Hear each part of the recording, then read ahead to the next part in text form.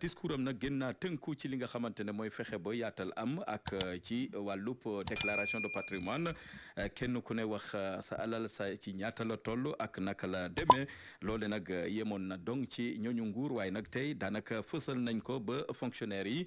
sas nañ leen ñu amal déclaration de patrimoine gindi askan wi ca seen alal ci ñaata la toll loole nag doon na lu ñu rafetlu waa Forum Civil jot nañ caa yëkkati ay kàddu ne baax na nam waaye nag nañ ko ñàgg toppatoo ga ca war na ci topp mu ngi ci yéen a bi di Walf Quotidien yéen a bi di Tribune ne ma ngoog loi bu bees jëm ci déclaration de patrimoine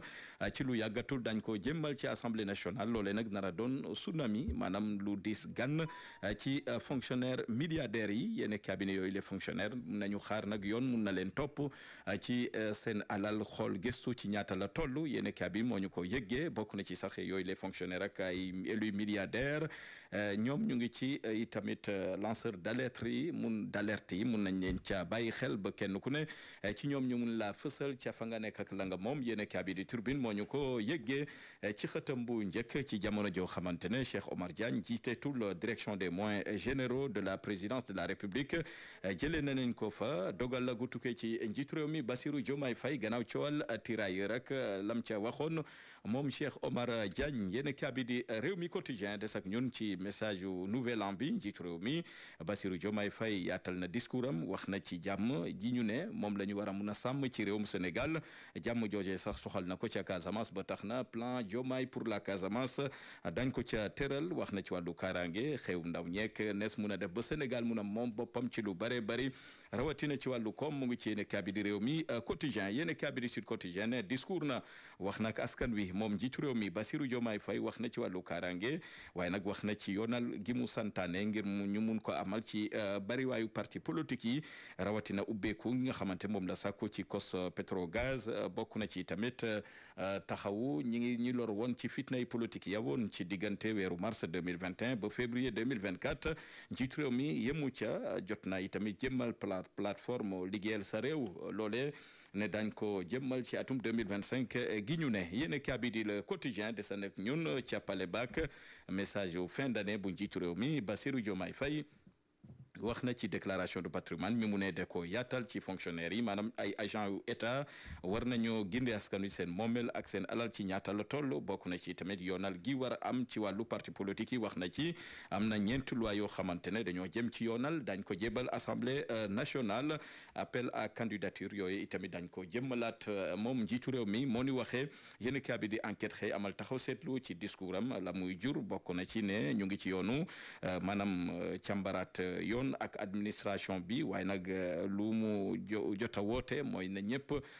jàpp ne réewum Sénégal kenn ku ne war naa la mun a ñor ba mu jur yokkute ci réew mi waaye nag nguur gi ne dina taxaw ngir dooleel njàng meek njàngale mi paj mi fexe ba gox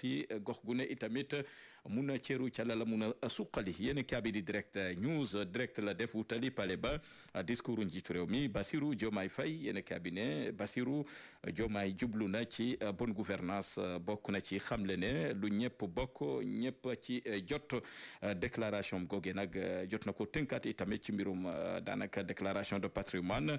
fexe ba agent yu état mun a gindi askan wi ci seen moomeel am na ñeenti projet yoo xamante ne dañ ko jébal assemblée nationale ci lu yàggatul 2025 bi njiitu réew mi xam ne ne dañ ci taxawal ab plateforme liggéeyal sa réew mu ngi ci yéen kaabi di direct news yéen kaabi di yor gi xëy duñu dégtal message gak namu yaatoo wax na ci jàmmi Casamance wax na ci tamit nes mun a def ba li nga xamante ne agent fonction publique mun a amal déclaration de patrimoine goo xamante ne dañ ko yaatal ci jamono ji yoonal gu mu santaane ci mbirum public bokk na ci appel à candidature yoo xamante ne jëmmalaat na ko moom njiitu réew mi Bassirou Diomaye Faye yéen kaabi di l'info ne kaddu gangog fin d'année ak ndortel at mi Bassirou Diomaye Faye wax na ci ay poñ yu bëree bëri yoo xamante ne lam ca jublu mooy Sénégal naat Sénégal jëm ca kanam waaye nag munta suqaliku te laluwulu ci jàmm jooje nag la woo ñëpp rawatina jàmmuy sàkku ca Casa di Mansa mu ngi ci yéen kaabi di source a yéen kaabi di source a jànge ci ne message yu njiitu réew mi Bassirou Diomaye Faye mun nga ko tënk ci ñett jubal ak jubanti gu mu santaane fépp ci réew mi secteur boo dem war na fa am jubal ak jubanti yéen kaabi di laas xëy di ñu dégtal wàllu production pétrole ak gaz yéen cabinet Sénégal dugg na ci bu baax a baax mu ngi ci yéen kaabi nga xamante ne mooy laas ci xëtam bu njëkk yéen kaabi di l'observateur xëy di ñu dégtal la xew ca Malika yéen cabinet ab xale bu jigéen gu toll ci fukki at ak ñaar lañ fa faat ci anam yu yéeme ab immigré gañu génne gañu dàqe ca bitim réew moo def li ni mel ca salle de bain gam ko dugal benoone xale ba di faatu jëmoon ci yoonu sàkku ko xale ba bañ yéen kaay bi di l'observateur moo ñu ko yëggee mu ngi ñuy dégtal yi tamit police ak enquête gam ca tàmbale ubbi mun naa feeñal lu bëree bëri ca la xew ca 31 décembre gi daanaka xale bu jigéen ba demoon ca appartement ba ngir mun faa waxtaan waaye nag léew 31 décembre lañ ko wóolu woon waaja di El Hadji Modou Fall lal ci ay pexe benoone mu koy faat